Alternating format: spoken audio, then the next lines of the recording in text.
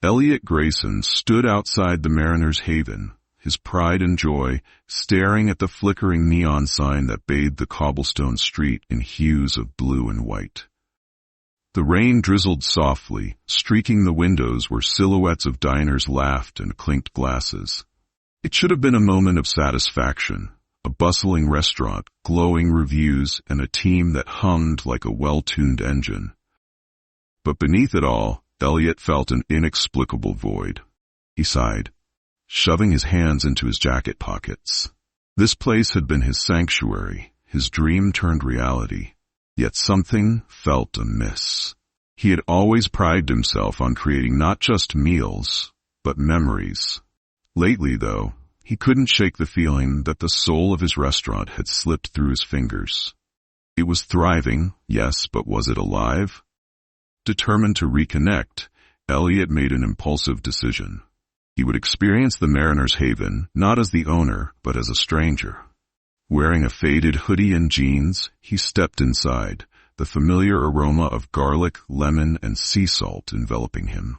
Nobody paid him much attention, their focus on the plates of sizzling seafood and the hum of chatter that filled the air. Sliding into a booth near the back, Elliot adjusted his baseball cap, his eyes scanning the room. The atmosphere was vibrant. Servers weaved between tables, their trays laden with steaming bowls of clam chowder and freshly baked sourdough. Couples leaned close over flickering candlelight, while families shared laughs and bites of dessert. Elliot allowed himself a small smile. On the surface, everything seemed perfect. A cheerful waitress approached, her smile practiced yet warm. "Good evening. Can I start you off with something to drink?" "Water's fine," Elliot replied casually. "And give me a few minutes with the menu." As she left, Elliot unfolded the menu he knew by heart but didn't look at it. Instead, his focus drifted to the conversations around him. He wanted to hear the unfiltered thoughts of his customers, their joys, their gripes, their unspoken critiques. Just as he began to feel at ease, the hushed voices of two boys in the booth behind him caught his attention. "Do you think he'll even show up?" one asked, his voice taut with nerves. "He has to," the other replied. "Mom said he comes here all the time." Elliot's pulse quickened. Who were they talking about? The words lingered, pulling him into a storm he didn't yet see coming. Elliot sat frozen, his water untouched, as the boys' voices floated through the air. Their hushed tones carried a weight he couldn't ignore. The boy with the anxious voice spoke again, his words tinged with hesitation. "But what if we're wrong? What if it's not him?" "It's him," the other boy snapped, his tone sharp with conviction. "Mom showed me his picture. I know it's him." Elliot's heart thudded painfully in his chest. Picture him? Who were these boys, and why did they seem so certain about his identity? He couldn't shake the sense of foreboding that crept into his thoughts. The waitress returned, her bright demeanor momentarily cutting through his unease. "Ready to order?" Elliot glanced at the menu, his eyes unfocused. "The house special will do." "Great choice," she said cheerfully, jotting it down and leaving him once more in the heavy silence of his thoughts. Behind him, the boys continued their conversation, their voices lower but no less intense. "Mom said he ruined everything," the older boy muttered, his bitterness palpable. "She said because of him, we lost it all." Elliot's grip tightened around the edge of the table. The accusations felt like knives, each word sharper than the last. Ruined everything? Lost it all? The questions swirled in his mind, but no answers came. He racked his brain, trying to place their mother, someone he might have wronged, someone whose life could have intersected with his in such a disastrous way. The younger boy's voice broke through his thoughts. "Do you think he'll even care? I mean, if we tell him?" The older boy hesitated. "I don't know, but I want to see him.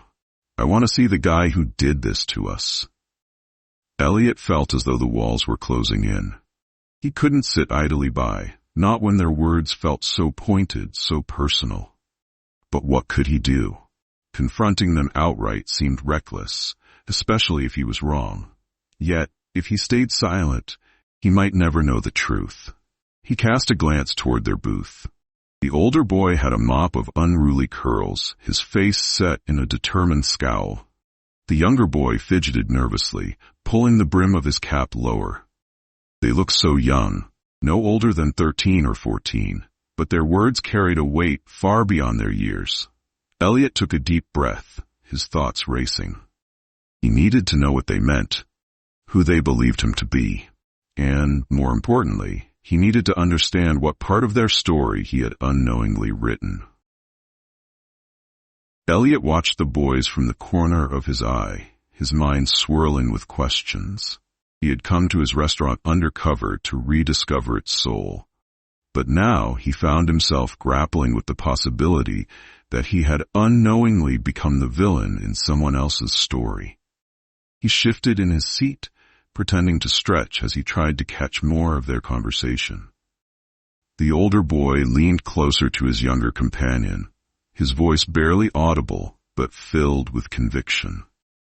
Mom said he's the reason we lost everything. She said he didn't care about anyone but himself. Elliot's chest tightened. The accusations hit harder with every word. What had he done that could cause such bitterness? Faces and names from the past flickered in his mind like scattered puzzle pieces, but none fit the picture the boys were painting. The waitress returned with his food, breaking his train of thought. Here you go. Let me know if you need anything else. Thanks. Elliot mumbled, barely glancing at the steaming plate of seafood linguine. His appetite had evaporated. As soon as she left, he made a decision. He couldn't sit in silence any longer. With his heart pounding, Elliot stood and walked toward the counter near the kitchen. From there, he could watch the boys without being obvious. Waving over the waitress, he kept his tone casual. Hey, those two boys in the back, do they come here often? She glanced over her shoulder, her brow furrowing. I don't think so. I've never seen them before. Why? Are they causing trouble? No, Elliot said quickly. Just curious.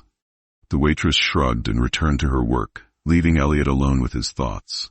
The boys' presence felt increasingly significant, their words carving deeper into his mind. Returning to his booth, Elliot made a bold choice. He stood once more, this time heading straight for the boys' table. Their conversation halted as his shadow fell over them. The older boy stiffened, his green eyes narrowing in suspicion, while the younger boy looked down, fidgeting with the edge of his hoodie. Hi, Elliot said gently, his hands in his pockets to appear non-threatening. I couldn't help but overhear. Are you looking for someone? The older boy's gaze sharpened. Why do you care? Elliot hesitated but pressed on. Maybe I can help. Who are you looking for? The boy studied him for a moment, then his expression shifted, his suspicion turning into recognition. Wait a second. His voice trembled with anger. It's you. You're Elliot Grayson. Elliot's breath caught. He opened his mouth to respond, but the boy's next words landed like a thunderclap. You're the one who ruined our mom's life. Elliot's heart plummeted as the boy's accusation hung in the air, sharp and unrelenting. He stared at the two young faces glaring up at him, their expressions a blend of anger, pain, and defiance. The restaurant noise faded into the background, leaving only the sound of his pounding heart. I? Ruined her life? Elliot managed, his voice faltering. Who is your mother? The older boy's jaw tightened, his green eyes blazing with fury. Sophia Marlowe. Remember her? The name struck Elliot like a slap. Images of Sophia flashed through his mind, a talented sous chef with a spark of ambition that had once lit up his kitchen. She had been bold, creative, and determined to make a name for herself. But then, years ago, she had abruptly left, leaving behind only a cryptic resignation letter. He hadn't thought about her in ages. Sophia, he said slowly, trying to steady his voice. Yes, I remember her. But what do you mean I ruined her life? The boy scoffed, his bitterness cutting. Don't act like you don't know. She told us everything. You stole her recipes, took all the credit for her work, and then made sure no one else would hire her. Because of you, she lost everything. Elliot's mind reeled. Stole her recipes? Took credit? Blacklisted her? The accusations felt impossible, but the conviction in the boy's voice made them impossible to dismiss. I didn't. He started but stopped, his words faltering under the weight of their glares.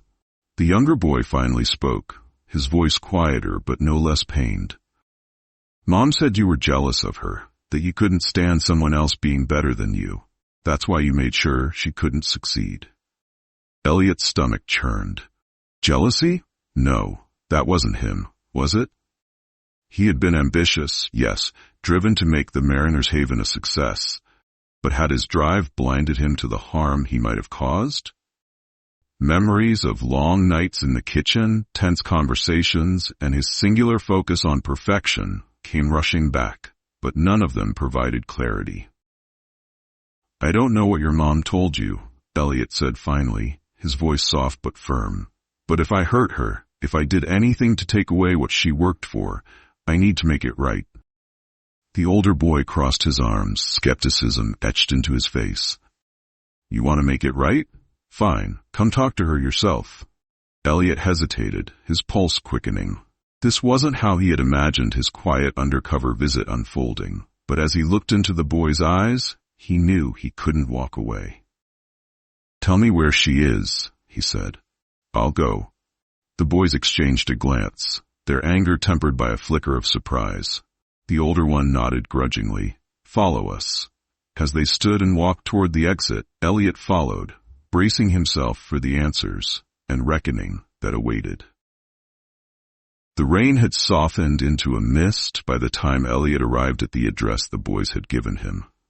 The modest apartment complex was a far cry from the life he imagined for Sophia Marlowe. Its faded brick walls and cracked sidewalks told a story of wear and struggle. Guilt tightened in his chest as he followed the boys up the stairs to a small, weathered door. The older boy, who had introduced himself as Liam, knocked lightly. Moments later, the door creaked open. And there she was, Sophia Marlowe. Time had changed her, but the fierce determination in her eyes remained. Her once bright auburn hair was streaked with gray, and the lines on her face told of hardships endured. She froze when her gaze landed on Elliot. Elliot Grayson, she said flatly, her voice edged with both surprise and bitterness. I can't say I expected to see you here. I didn't expect this either, Elliot admitted, his voice heavy. But I needed to come. The boys told me what you said, about what happened. I need to understand. Sophia crossed her arms, her posture rigid. You need to understand? After all this time? What's there to understand, Elliot? You took everything from me. Her words struck like a physical blow. Sophia, I swear I never meant to hurt you, he said. If I did, it was never intentional. Please tell me what happened. She let out a bitter laugh, her anger barely contained. You want the short version? Fine. I worked myself to the bone for your restaurant. Most of the dishes you became famous for? Those were mine. But you never gave me credit, and when I tried to stand up for myself, you made sure no one else in the industry would hire me. You crushed me, Elliot. I lost my career, my dreams. Everything. Elliot's stomach churned as her words sunk in. Sophia, I didn't know. I never blacklisted you. I don't understand why. Of course you didn't know, she interrupted, her voice shaking. People like you never do. You were too busy chasing success to notice who you were stepping on. Elliot's hands trembled at his sides. If I did those things, if my ambition blinded me, I'm so sorry. But I want to make it right. Please let me help. Sophia's eyes narrowed. You think you can fix this with an apology? A job offer, maybe? It's not that simple. I know it's not, Elliot said earnestly. But you deserve a chance to rebuild. Let me give you that chance. Sophia studied him, her expression wavering between anger and something softer, maybe disbelief. Finally she sighed and turned to her sons. What do you two think? Liam's jaw tightened, but he spoke. He seems serious, Mom. Maybe it's worth hearing him out. Sophia exhaled deeply, her shoulders slumping. I'll think about it, she said at last, her voice quieter now. But don't expect me to trust you just yet. I don't, Elliot replied, but I'll prove that I mean it. As he stepped back into the rain, a mix of guilt, hope, and determination swirled within him. He couldn't change the past, but he was resolved to start making amends and rebuilding the bridges he had burned. The next few days were a blur for Elliot as he worked tirelessly to pave a path forward. The weight of Sophia's words lingered, each syllable a reminder of how blind ambition had cost him more than he ever realized. He couldn't undo the damage, but he was determined to offer her the recognition and support she deserved. In his office at the Mariner's Haven, Elliot drafted a plan. He contacted food critics and industry peers, sharing Sophia's role in the restaurant's success. Her creativity and talent had shaped its identity, and Elliot knew it was time the world recognized her contributions. He also crafted a proposal for a co-head chef position, giving her full creative control alongside him. It wasn't a gesture of charity. It was acknowledgement of her brilliance. He included plans for a public announcement, a press release detailing her return, and the new chapter they could build together. 1 week later, Sophia arrived at the Mariner's Haven. She entered the restaurant cautiously, her sons trailing behind her. The staff greeted her with polite curiosity, most having heard about her only through Elliot's recent efforts to share her story. Elliot met her at the entrance, his expression nervous but sincere. "Sophia," he said, offering a tentative smile. "Thank you for coming." She nodded stiffly, her face unreadable. "I almost didn't," she admitted. "But Liam and Caleb convinced me." Elliot glanced at her sons, grateful for their influence. "I'm glad you're here. Let me show you what I've been working on." He led her to the kitchen, the heartbeat of the restaurant, where he had set up a workstation just for her. A binder of recipes sat on the counter, her old creations, carefully preserved and credited to her name. Beside it was a draft of the press release he planned to send. Sophia scanned the documents, her expression guarded. "A co-head chef role," she murmured, running her fingers over the proposal. "And public recognition. Why now, Elliot? Why not years ago?" "Because I didn't realize how much I owed you," he said softly. "I was blind, Sophia. I see it now, and I want to make it right. Not just for you, but for your boys and for me. I need to fix this." Her eyes glistened, emotions warring within her. After a long pause, she extended her hand. "This doesn't mean I've forgiven you. But let's see if we can make it work." Elliot shook her hand, relief washing over him. "I won't let you down," he promised. The first step toward rebuilding trust had been taken. It wasn't perfect, but it was a start. For the first time in years, Elliot felt a glimmer of hope, an opportunity to create something beautiful from the wreckage of the past. The Mariner's Haven thrived with renewed energy in the weeks following Sophia's return. The collaboration between her and Elliot brought a fresh spark to the restaurant, blending her bold, creative flair with his refined techniques. Together, they created dishes that felt like stories on a plate, innovative yet deeply rooted in the restaurant's legacy. But rebuilding trust was not easy. The kitchen, a place of creation and chaos, carried an undercurrent of tension. Sophia's skepticism lingered, her movements precise but guarded. Elliot gave her space, knowing that earning her trust would take time. One evening, the restaurant buzzed with the chatter of diners, the hum of success palpable. Elliot stepped into the kitchen and saw Sophia standing by the stove, a small, genuine smile on her face as she tasted a new sauce. The sight struck him, a glimpse of the joy she once had, now slowly returning. "What's so funny?" he asked, leaning against the counter. She glanced at him, her smile widening slightly. "I was just thinking, if someone had told me a month ago that I'd be back here, working with you, I would have laughed." Elliot chuckled, a mix of relief and gratitude warming his chest. "Honestly, I would have laughed too. But I'm glad you're here. The restaurant feels whole again." Sophia nodded, her expression softening. It's not perfect, Elliot, but it's a start. In the dining room, her sons, Liam and Caleb, sat at a corner table, watching their mother work. Their initial mistrust had begun to dissolve, replaced by cautious pride. They saw their mother reclaim her passion, her confidence blooming with every dish she created. Elliot approached the boys, a tray of desserts in hand. "These are on the house," he said with a smile, setting the tray down. "You know, your mom's one of the best chefs I've ever worked with." Liam looked at him, his gaze steady. "We know. And maybe we were wrong about you." Elliot grinned, ruffling Liam's hair. "I'll take that as progress." That night, as the restaurant buzzed with life, Elliot stood at the edge of the kitchen, watching Sophia laugh with her sons. The road to redemption hadn't been easy, and it wasn't over. But he had learned that it wasn't about erasing mistakes. It was about owning them, learning from them, and building something better. For the first time in years, he felt at peace. Together, they had turned pain into purpose and created a new beginning. And in that, Elliot found hope, a reminder that redemption wasn't a destination, but a journey worth taking. Don't forget to hit like and subscribe so you won't miss any of our latest videos. If you have any questions or comments, feel free to leave them below. Thank you all for taking the time to watch, and see you in the next video.